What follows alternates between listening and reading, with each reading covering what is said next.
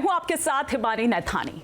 बात महाराष्ट्र विधानसभा चुनाव की अगर करें तो जैसे जैसे चुनावों की तारीख नजदीक आती जा रही है वैसे वैसे सियासी पारा चढ़ता जा रहा है, बढ़ता जा रहा है और साथ ही बढ़ती जा रही है नेताओं के बीच की जो जुबानी जंग है।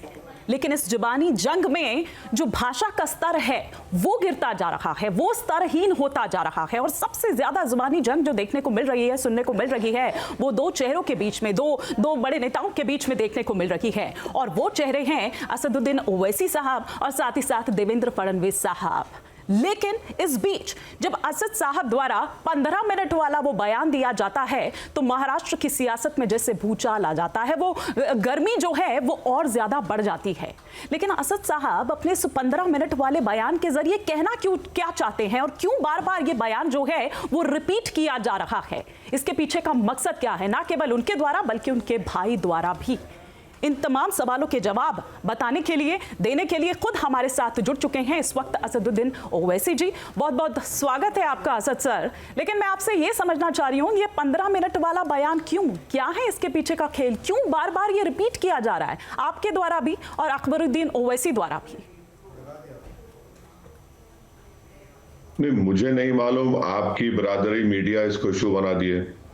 अगर 9:45 पर मैंने कहा कि अभी 15 मिनट बाकी हैं और उससे पहले अकबरुद्दीन ओवैसी आम खास ग्राउंड में औरंगाबाद में हजारों लोगों के सामने बोल रहे थे, तो आपकी बरादरी ने इसको इशू बना दिया। अब अगर घड़ी में 9:45 हो रहे हैं और 10 बजे रात को पूरा पब्लिक मीटिंग खत्म करना है, इलेक्शन का कानून है, तो ये तो आपको अपनी फ्रेटर्निटी से पूछना पड़ेगा, क्योंकि आप लोग इशू बनाते हैं। तो मैंने उसको मॉक करने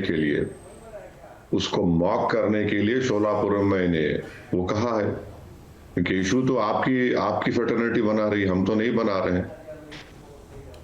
सर, इशू हम बना रहे हैं या आपने नहीं देखा कि जब ये बयान संभाजी नगर में दिया जाता है उस वक्त तो क्या माहौल वहां पर हो जाता है, किस तरह से व्हाट्सएप पर वो जो तमाम मैसेजेस हैं वो वायरल होने लगते हैं। ये देश विरोधी बयान है, ये नफरती बयान है, ये देश को तोड़ने वाला बयान है, आग लगाने वाला बयान है।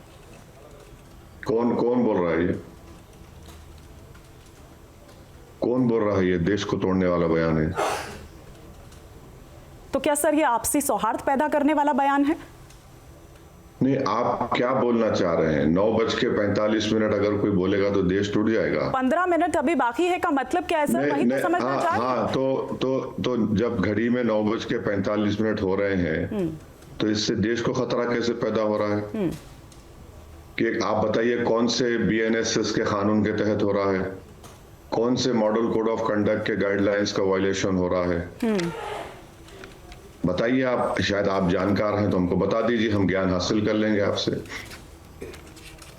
आप इस पर जवाब नहीं देना चाह रहे हैं, चलिए ठीक है, लेकिन चुनाव जवाब तो मैं दिया हूं ना। नहीं, जवाब का सवाल नहीं, जवाब सर, मैं 12 साल पहले ये बयान जब दिया गया अकबरुद्दीन ओवैसी साहब द्वारा, क्या हुआ? उन्हें जेल जाना पड़ा। मुझे उसको रिपीट करने की जरूरत नहीं है। और अब अगर आप इसे लेकर आ रहे हैं तो जाहिर सी बात है कि आपकी ये स्ट्रैटेजी होगी, तभी आपके द्वारा और अकबरुद्दीन ओवैसी के द्वारा ये आपकी सभाओं में, रैलीज में बोला जा रहा है और वहां तालियां बज रही हैं। आपको मालूम अकबरुद्दीन ओवैसी के उस भाषण के बाद जेल को गए, नंबर 1। ऐसे कितने लोग जेल को गए? क्या आपको मालूम कि कोर्ट में केस चला और कोर्ट ने उनको बरी कर दिया? उसके बावजूद भी आप लोगों को बड़ी नफरत है, इसीलिए आप बार बार उसको उठाते हैं। न्यूज नेशन अब व्हाट्सएप पर खबरों की ताजा अपडेट के लिए न्यूज नेशन के इस QR कोड को स्कैन करें।